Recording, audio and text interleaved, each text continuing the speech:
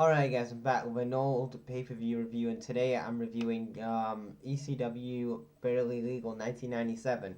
Now I asked you guys last week what old pay-per-view guys do you want me to review from the network, and I said WCW Sin, Bad Blood, and I said ECW Barely Legal. Now I know some people said they wanted me to review all three, and I am gonna review the rest of the other two, I think. But not in the same. Like I might review them like in different parts. So now I'm not gonna do them all on the like different days. So I'm just gonna maybe have one. So I'm gonna review ECW today, well this month, and then next month I will probably do Bad Blood, and then Sin, WCW Sin 2001 maybe in October or whenever I would get around to doing that. So anyway, um, ECW Barely Legal 1997. I thought that this was a solid pay per view. I would say that this was a really good pay per view. It was a solid pay per view, in my opinion. So we open up with the Eliminators, which is John Kuros. Kuros, I think I said your name right. And Perry Saturn defeated the Dudley Boys in a tag team match. I thought that this was a good opener here. Got the fans really invested here. This was the time when the Dudleys were a heel, and they had their manager, and this was for the ECW tag titles. It lasted 6 minutes, yeah, Paris Eden and John, whatever his last name, got the win. I know I'm terrible at pronouncing names. Like I can butcher them. And I'm reading this off Wikipedia, man. Then we had RVD versus Lance Storm. I thought that this was another good match here. We had two young guys that we was gonna see obviously in the WWE in the next coming years. A Rob Van Dam and a Lance Storm, and I thought that these two guys mixed very well. I thought they had a lot of good moments. RVD gets the win.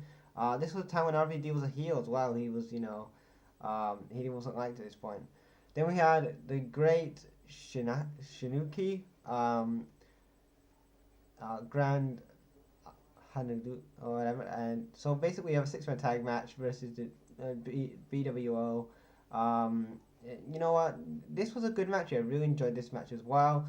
Um, the um, the great, yeah, the Japanese guys get the win. I cannot pronounce the name, so yeah, that's what I'm gonna say.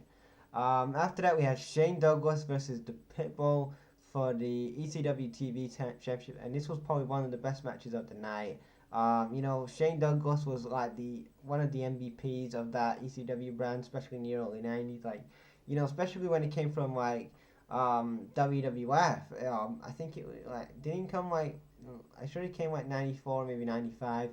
After that horrible teacher's gimmick he had, and he was the IC champion. And I remember in Shawn Michaels' first book he read that he and Vince decided to get rid of Shane Douglas or whatever it was. That was a chapter that Shawn read in his book, and apparently him and Shawn had heat, so that was kind of an interesting read. If you haven't read Shawn Michaels' Heartbreak to Triumph book, you should read it. I am probably going to review that at some point. Maybe I'll review that on the channel. If you guys want me to review Shawn Michaels' first book he had, his first book he released, which was Heartbreak to Triumph. I've read it, so if you guys want me to review it, leave that down below, guys, and I will review it for you guys. But anyway, Shane Douglas retained his title. After that, we had Taz defeated Sabu. This was a good storyline here going into it. They had a nice video package. Taz gets the win here. It was a good match. Then we get Terry Funk defeating the Sandman and Stevie Richards in a three-way dance. Then we have, and obviously that would, before I move on to the main event, this would obviously determine the number one contender for Raven's ECW World Championship later on in the night. So they had like a number one contenders match, and then he would have the main event. So we had Raven defending his ECW World title against Terry Funk. Now we had some table spots, barbed wire spots. The crowd was fucking electric here. This was a time when Tommy Dreamer and Raven were feuding. Tommy Dreamer was like near the commentary table in the Philadelphia arena, and he had like a trash can, and then he comes back down through the crowd. He knocks out Raven, I think, with a trash can. Terry Funk gets the win, and he's your new ECW champion.